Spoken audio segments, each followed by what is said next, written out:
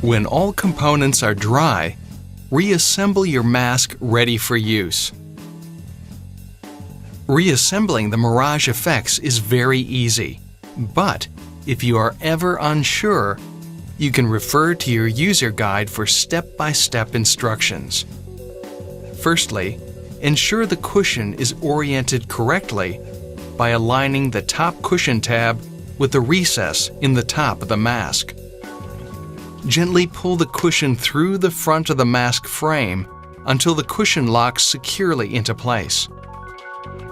The tabs on either side of the cushion should be sitting against the mask frame.